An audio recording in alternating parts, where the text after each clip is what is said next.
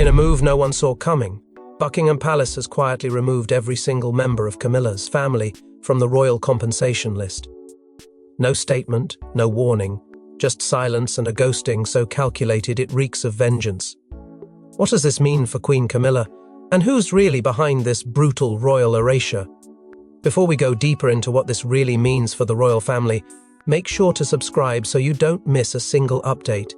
For decades, the quiet privileges granted to Camilla's extended family had been one of the monarchy's open secrets, whispers in the corridors, never challenged aloud. They were the unseen beneficiaries of a system that cloaked entitlement in tradition. From luxury travel perks to discreet security details and financial cushions masked under official expenses, the inclusion of Camilla's family on the royal compensation list had long gone unscrutinized by the public, but not by the firm. And now, without a single headline or public decree, their names vanished, erased. It was not a slow fade, it was a guillotine drop. Behind palace gates, this was not perceived as a mere financial correction. It was a strike, surgical, deliberate, and loud in its silence. Sources close to the royal inner circle describe it as an unprecedented culling, with no consultation and no appeal. One aide reportedly discovered the exclusion when attempting to approve a routine security allocation for Camilla's sister and was met with a locked system flag. Another insider, speaking under condition of anonymity, described the list removal as strategic humiliation. No media briefing, no face-saving clause, just an invisible wall where there had once been open gates. This move sent a chilling message: the monarchy is not above turning on its own. It evoked memories of past purges, Meghan and Harry's security withdrawal, the Andrew funding freeze. But this felt colder, more coordinated. There was no scandal to justify it, no leaked emails or court cases, no public backlash driving the decision. Which is exactly what makes it terrifying. When the palace moves without pressure, it means the motive is internal, political, personal. Camilla's family wasn't cut for public perception, they were cut for palace order. Their removal also signaled a shift in the symbolic language of monarchy. When Charles became king, his marriage to Camilla was legitimized on an institutional level. Her family granted subtle access and soft status in the new hierarchy. They were welcomed into the folds of an institution they were never born into. And now, that welcome has been rescinded in the most absolute terms possible. This wasn't a budget cut, it was a denouncement. What makes this strike even more unsettling is the timing. The royal family is facing unprecedented internal fractures, hidden wars between heirs, conflicts over succession roles, and growing mistrust between senior households. For Camilla's family to be targeted now, with such chilling precision, is no coincidence. The firm doesn't just act, it calculates. And in this case, the removal was less about money and more about allegiance. But this wasn't just a financial maneuver. It was a coded message sent through silence. To understand why it had to be this brutal, we must rewind to the festering fault lines no one dared expose until now. Camilla may wear the crown, but behind palace doors, whispers have long echoed about her family's unearned entitlement. As resentment boiled behind closed royal gates, was this removal a long-delayed punishment dressed as procedure? From the moment Charles legitimized Camilla in the eyes of the monarchy, the ripple effects were undeniable, and not all of them favorable. What began as a romantic defiance slowly morphed into a quiet reshuffling of power. Camilla's family, once private citizens with distant ties to royalty, began to occupy spaces previously reserved for bloodline royals. Charles, in a gesture of affection and loyalty, insisted on granting them increased access, visibility, and quiet financial security. It was to him a long overdue redemption for Camilla, for everything she had endured. But inside the palace, it was seen as something else entirely, a political infection spreading across a sacred institution. Senior royals, who had endured decades of rigid tradition and inherited scrutiny, began to grow uneasy. Camilla's inner circle, composed of relatives who had not earned their way into the royal fold, seemed to enjoy unchecked privileges. Her sister's sudden presence at exclusive events, her nephew's rumoured influence over logistical matters, and subtle shifts in ceremonial seating all painted a picture many refused to ignore. They weren't just guests anymore, they were operators in a house that had never opened its gates so freely. The firm, an institution rooted in quiet hierarchy, could smell the breach, and it didn't like it. Behind the scenes, a colder dynamic had begun to take root. William, still grappling with his mother's legacy and protective of the monarchy's public perception, reportedly harbored a private frustration with the casual integration of Camilla's family. His camp remained composed in public, but grew increasingly territorial. His loyalty wasn't just to the institution, it was to its survival. And to them, Camilla's family was not a symbol of stability. They were a symbol of vulnerability, of nepotism, of a monarchy bending too far to accommodate personal histories. Anonymous staffers, once loyal to Charles, began sharing private grievances. They spoke of arrogance, of demands issued with the confidence of royalty, but without the burden of responsibility. They walked like they owned the place, one insider reportedly said. Others hinted at small battles, disagreements over staff hierarchy, protocol breaches, and whispered threats to escalate minor issues directly to the Queen Consort. None of these skirmishes made headlines, but they created tension, and tension is currency within the palace. These weren't isolated incidents, they were early tremors, the kind that precede institutional collapse. There were warnings, quiet and coded, about reducing non-core expenditure, meetings held under the guise of budget reviews, language that sounded sterile on the surface, but carried the scent of blood beneath. A senior royal advisor reportedly asked, "Who exactly are we protecting and why?" The answer, once obvious, became murky. Camilla's family was no longer a neutral presence, they were a risk. And risks in the monarchy are never left unresolved. Decisions like these do not happen overnight. They are calculated, rehearsed, and executed with surgical precision. The removal wasn't sudden, it was rehearsed in whispers, crafted in private dossiers, and signed off long before the public ever noticed. Camilla may have carried herself with regal calm, but behind her eyes, even she may have sensed the tide was shifting. But resentment alone doesn't topple royal allies unless someone's pulling strings. And in this drama, power isn't just worn, it's wielded from the shadows. He said nothing, smiled in public, bowed at ceremonies. But Prince William has been fighting a silent war, and sources now suggest that Camilla's family were the first casualties in his long-game strategy to purify the monarchy. It wasn't anger. It wasn't even personal. It was strategy. From the moment Camilla was crowned queen alongside Charles, something shifted in William, not in gesture, not in tone, but in intention. His public posture remained respectful, dutiful. But behind the veil of tradition, he began drawing lines that separated what should remain part of the crown and what should not. Camilla's rise may have been institutional, but her family's entitlement never sat easily with William. It grated against everything he'd inherited, everything he believed the monarchy should stand for in the next era, and slowly, deliberately, he began reshaping that vision one removal at a time. William wasn't alone. A quiet faction had been forming around him, made up of modernizers, loyal aides, and silent discontents who viewed Camilla's family as a legacy liability. They believed the monarchy had already paid the price of past indulgences and it couldn't afford another. The compensation list became more than a document, it became a battleground, a place where symbolic battles over purpose, prestige, and purity of institution could be waged behind closed doors. Every name struck from that list wasn't just a budget decision, it was a message. William's vision of a leaner, cleaner monarchy demanded sacrifice, and Camilla's family, cushioned for too long in the grey space between private citizen and public privilege, were among the first to go. There was never going to be a confrontation. William's brilliance wasn't in confrontation, it was in containment. In knowing that silence, when wielded with precision, can cut deeper than outrage. While he publicly honored his father, walked beside Camilla at state events, and gave measured nods to continuity, he was dismantling her influence brick by brick. Insiders say he approved structural reviews of royal spending, personally reviewed protocol documents, and held backroom discussions with advisors about which figures no longer justified their inclusion in the royal ecosystem. When the moment was right, the list was trimmed, and Camilla's family vanished from it without William ever raising his voice. But beneath this tactical maneuvering lies something deeper. William's loyalty to Diana is not just emotional, it's ideological. The monarchy, in his eyes, still bears the bruises of what his mother endured. Camilla's very presence, let alone her family's financial privileges, was a scar that never fully healed.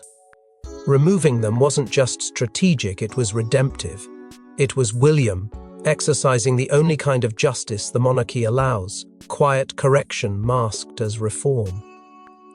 He wasn't just shaping a future monarchy, he was avenging the past. There are those who argue William was merely the face of this decision, that senior palace operatives, weary of scandals and anxious about public perception, had orchestrated the purge.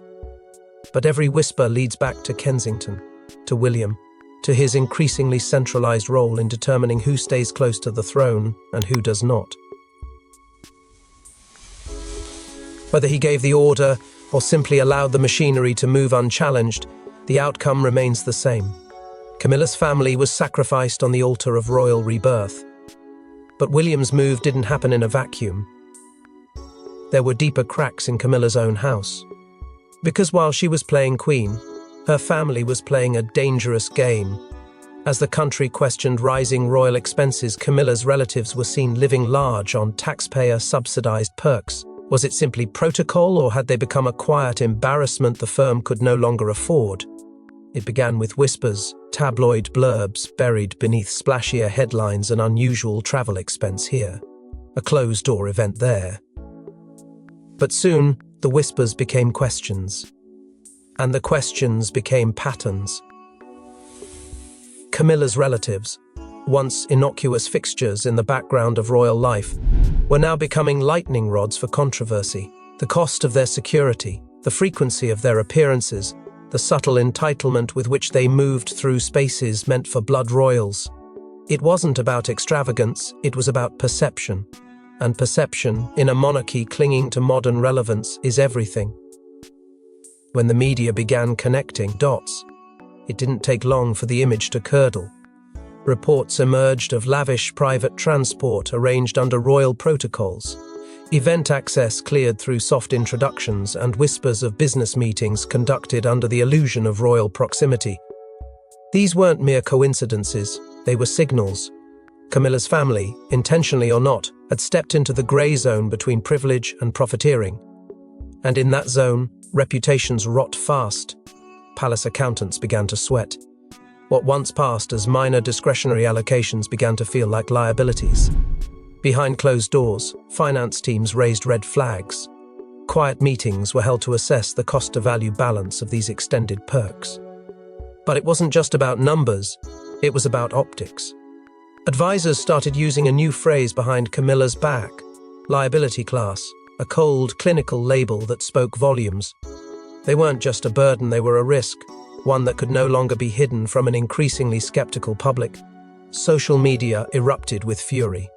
In the age of digital scrutiny, nothing stays discreet for long. Hashtags circulated, comparing Camilla's extended clan to Meghan and Harry's highly public financial departure. But this time, there was no Oprah interview, no dramatic exit, just the growing awareness that Camilla's family was still being carried quietly, conveniently, and questionably by the very system the monarchy had promised to reform. The public had tolerated a lot. But funding the lifestyles of unelected relatives while millions faced cost-of-living crises? That tolerance was gone. Commentators who once treaded lightly now spoke openly. Editorials called it a contradiction. Political pundits labeled it hypocrisy. The calls for transparency grew louder, and with them, the pressure to act. And yet, through all of it, Camilla stood unmoved. Her silence wasn't indifference, it was defiance. Because to her, this wasn't about money. It was about respect, legacy, blood. Her family had stood by her when the world turned away. Now the world wanted to erase them, and she wasn't about to let that happen. But even as the public turned, Camilla refused to yield. She didn't see this as administrative, it was personal, and her fury was about to erupt. She was blindsided and livid. Sources say Camilla stormed out of a closed-door briefing in tears, calling it a betrayal of trust. But instead of bowing out, she began plotting a defense, not just for her family, but her legacy. The moment Camilla was handed the confidential notice, something shifted. It wasn't just paperwork, it was a message carved in institutional steel. Her family's names struck off, erased from the compensation list without warning, without courtesy. In that instant, the crown felt like a collar. According to one insider present during the briefing, Camilla stood frozen for a full minute before slamming the folder shut and demanding to know who had authorized it. No one answered, because they didn't need to. The decision had already been sealed, and the silence that followed was more deafening than any accusation. What followed was chaos cloaked in civility. Behind palace walls, Camilla confronted Charles, furious, shaken, betrayed. She demanded explanations, names, reversals. But Charles, weary from battles both public and private, offered only vague sympathies and rehearsed denials. "It's not personal," he allegedly told her. "It's procedural." But for Camilla, there was no such thing as impersonal when it came to blood. She reminded him forcefully of the years she stood by him when no one else did, of the sacrifices she made to rebuild the monarchy's shattered image. And this was her reward? She turned next to the senior advisors, the grey men who moved the palace's gears. But the doors that once opened with ease were now guarded by frost. The same courtiers who once praised her diplomatic finesse now offered clipped responses, bureaucratic shrugs, and polite dismissals. They had moved on. The decision was made. There was no appetite to reverse it. One advisor reportedly told her, "Off the record, Camilla, this is bigger than you now," and that line broke something in her. In desperation, Camilla reached out to the one person who might have intervened, the Princess of Wales, Catherine. But her appeal was met with silence. Not rudeness, just distance. And in that silence, Camilla saw the writing on the wall. The next generation had already chosen its side. She was not a part of their future. Her family was not part of their plan. And perhaps she never truly was. It was a brutal realization for a woman who had fought tooth and nail to stand where she stood. But there was no time for mourning, only maneuvering. Rumors quickly spread that Camilla had begun assembling her own defense. Discreet meetings were held with private attorneys. A legal team was allegedly put on retainer quietly, away from the palace's reach. Documents were reviewed, options discussed. She wasn't looking to sue. Not yet. But she was preparing for something, for anything. Because if the firm thought she would go quietly, they had misread her entirely. That same week, during a routine public engagement, something unusual happened. Observers noted that Camilla, usually composed and restrained, appeared visibly distressed. Her voice cracked, her hands trembled. And when the cameras moved away, witnesses claimed she stepped into a private corridor and wept. Not the cry of a queen consort, but of a woman whose world was shifting beneath her feet. The betrayal wasn't just institutional, it was intimate. The monarchy she helped modernize had turned against her in silence. But Camilla's heartbreak wasn't just about power, it was about loyalty. And now even Charles was starting to question his throne's foundation, a king torn. On one side, the woman he fought the world for. On the other, the fragile legitimacy of a monarchy already fraying. Charles's silence was deafening, but inside, he was at war with himself. For the first time in his reign, Charles found himself paralyzed not by public opinion, not by scandal, but by the weight of two realities colliding. The woman who had stood beside him through decades of condemnation, who had endured being the most vilified figure in modern royal history, now looked to him for rescue. But he had none to offer. The edicts had been handed down, the list scrubbed clean. And in the silence that followed, Charles stood still not as a protector, but as a prisoner of the very system he now presided over.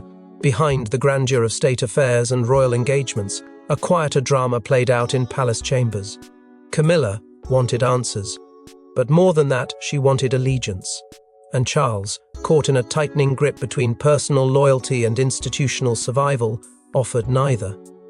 His private advisors, a council of seasoned traditionalists, urged him to say nothing, to remain neutral, to respect the boundaries of sovereign conduct. They reminded him that kings don't bend to domestic crises, especially not ones tied to non-blood relatives. But Charles, despite the crown, was still a man. a man who remembered what it had cost to stand by Camilla the first time, and what it might now cost to let her fall. The irony was brutal.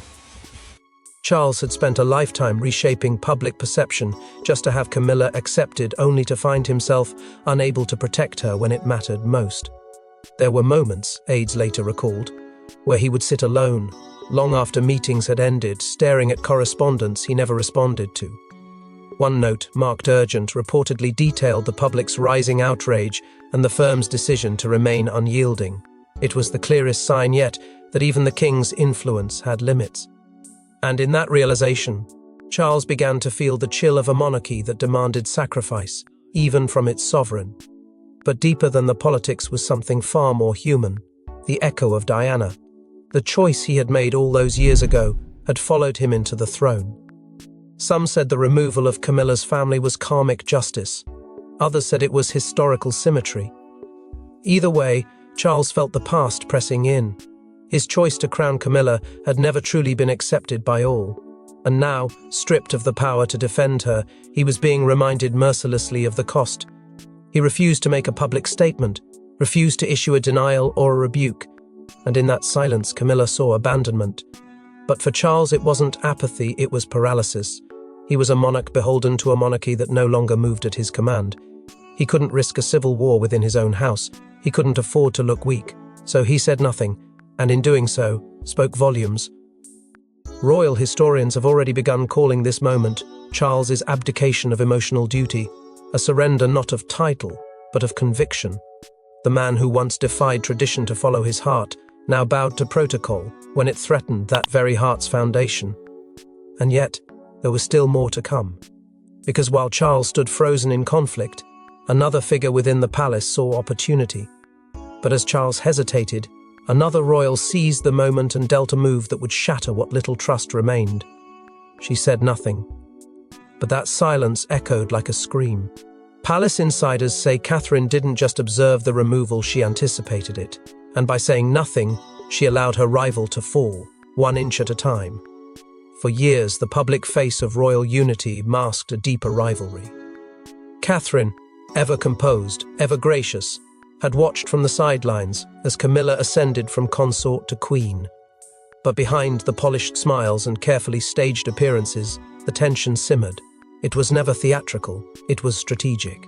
And as the monarchy entered an era of brutal internal reshuffling, Catherine understood one unspoken truth: timing was power. While Camilla fought openly for space and legitimacy, Catherine played the long game, mastering the art of dignified distance. She didn't need to compete because eventually Camilla would overreach, and when she did, Catherine would already be standing on higher ground. Observers began noticing subtle absences. Catherine, known for her steadfast attendance, quietly excused herself from key events involving Camilla's family. Publicly, it was due to scheduling conflicts or childcare. Privately, it was something else: deliberate dissociation. She had no intention of being linked, even by proximity, to a branch of the monarchy she knew was being quietly reviewed. Leaks from palace aides suggest Catherine had been briefed early, not with details, but with warnings, enough to know which direction the winds were shifting. And when the reckoning came, she didn't flinch. She didn't protest. She simply let the system move as it always had, silently, surgically, and without remorse.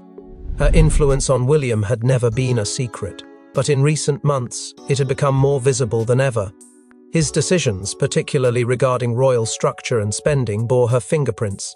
She didn't dictate, she shaped, and in doing so helped him craft a future monarchy with clearer lines and fewer blurred loyalties. It was Catherine who reportedly encouraged the internal audit of royal affiliations. Catherine who posed the now infamous question in a strategy meeting: are we building a legacy or preserving a liability? It was the kind of question that didn't demand an answer, because it changed the room the moment it was asked.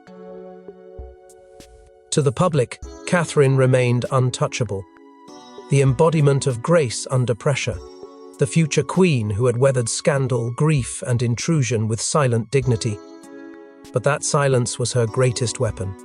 As Camilla's family was quietly removed, the nation didn't look to her with suspicion, they looked to her with admiration.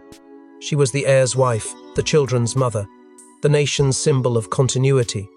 And in contrast, Camilla began to look exactly as her critics had long painted her: divisive, demanding, disposable. Behind the scenes, members of Catherine's inner circle celebrated. Not loudly, not openly, but with knowing glances and carefully timed briefings. The removal wasn't just a victory, it was an erasure, one that tightened Catherine's grip on the future without her ever needing to stain her hands. Camilla had tried to claim space in a palace already spoken for. And now, that space had collapsed beneath her feet. But this wasn't just a tactical victory, it set the stage for the final blow. A royal commission, a signature, and a door quietly closed forever. It wasn't a scandal, it was a judgment. The Royal Commission's sealed report confirmed what many feared. The removal was not temporary, not political, it was permanent. Camilla's family had been exiled by law, not opinion. For weeks, speculation had swirled. Was this a temporary cost-cutting measure? A bureaucratic reshuffling? Or perhaps just a PR maneuver meant to quell rising tensions within the palace and the press? But when the truth emerged, it was far more brutal and far more final. Behind the scenes, a confidential royal commission had been convened, operating under absolute secrecy. Its proceedings sealed even from most palace insiders. Its sole purpose, to evaluate the legitimacy of extended affiliations receiving royal compensation. And when their report arrived, it didn't suggest, it declared Camilla's family were to be stripped of all entitlements, effective immediately and indefinitely. The language used in the document was cold, precise, and devastating. Non-essential affiliates, it read, entities holding no constitutional, hereditary, or operational function within the current or future design of the royal household. No empathy, no ambiguity, no loopholes. There would be no opportunity for rebuttal, no review, and no appeal. The decision would not appear in the court circular. There would be no press release. This wasn't a scandal to be spun. It was an execution carried out in legal ink, buried beneath layers of protocol and formality. What followed was the silent dismantling of an entire royal-adjacent ecosystem. Titles honorary and ceremonial revoked. Access credentials to royal estates rescinded. Long-standing security details quietly reassigned. Invitations to future engagements voided. One by one, Camilla's relatives were erased from the fabric of the monarchy like they had never existed within it. For those who had once basked in the quiet power of proximity, the fall was not just public, it was existential. They were no longer part of it. They were in every sense out. The emotional toll was immediate. Private sources close to the family described scenes of disbelief, of anguish, of betrayal. Some had built entire lives around the assumption that their status, though unofficial, was protected. Others had long assumed that Charles's affection would serve as a shield. But the commission made it clear, not even the king could override the decision once ratified. The monarchy had closed ranks, permanently, and those outside would stay there. But beyond the personal devastation was the message, deliberate, chilling, and meant for the future. This was no longer a monarchy of favors and blurred lines. This was a monarchy reasserting its sovereignty, its seriousness, and its cold calculation. It was a warning, not just to Camilla's family, but to anyone who believed that blood, marriage, or past loyalty would ever again be enough. And yet, in this house of crowns and shadows, endings are illusions. Because Camilla had one card left, and it would ignite the final reckoning, cornered, humiliated, unforgiven. Camilla wasn't going to fade quietly. Insiders now claim she issued an ultimatum to Charles that could fracture the monarchy unless her family was reinstated. Secrets would spill. The Queen Consort had been backed into a corner, her legacy dismantled, her family exiled, her dignity eroded under the weight of silence. But Camilla was never designed for submission. In private, she reportedly made a move that left senior courtiers stunned. One call, one conversation, one threat that changed the tone inside Buckingham Palace. According to sources close to the situation, Camilla informed Charles in no uncertain terms unless her family's status was restored, she would go public with everything. Not a scandal, a reckoning. A memoir, she hinted, already outlined. And if that didn't rattle the walls enough, there were recordings too. Those close to the Queen whispered of private audio files, unpublished conversations, backroom disputes, and moments captured in times of deep vulnerability within the palace. Allegedly, some tapes contained direct implications of senior aides making derogatory remarks about Camilla and her relatives. Others hint at strategic conversations meant to sideline her influence once Charles took the throne. Whether or not the recordings exist, the fear they might was enough to trigger crisis meetings. The idea of the Queen consort becoming the monarchy's most dangerous whistleblower shook the firm's composure. And that's exactly what Camilla intended. But she didn't stop there. Behind the scenes, she floated a secondary threat: complete withdrawal, a symbolic abdication. She would cease all public engagements, refuse ceremonial roles, and retreat into silence, but not before making it clear that her absence would speak louder than any royal speech. The message was clear: she would not be a silent casualty. And if the monarchy thought it could erase her family without consequence, she was prepared to show them how wrong they were. The pressure on Charles reached a boiling point. Already strained by internal conflict, he now faced a crisis that threatened the very foundation of his reign. The palace was divided. Some believed Camilla's threats were emotional bluffs. Others feared she was capable of executing a full-scale exposé. Advisors urged caution. The younger royals, particularly William and Catherine, stood firm in silence. But Charles wavered, caught between preserving the crown and preserving the woman he had once defied a nation to love.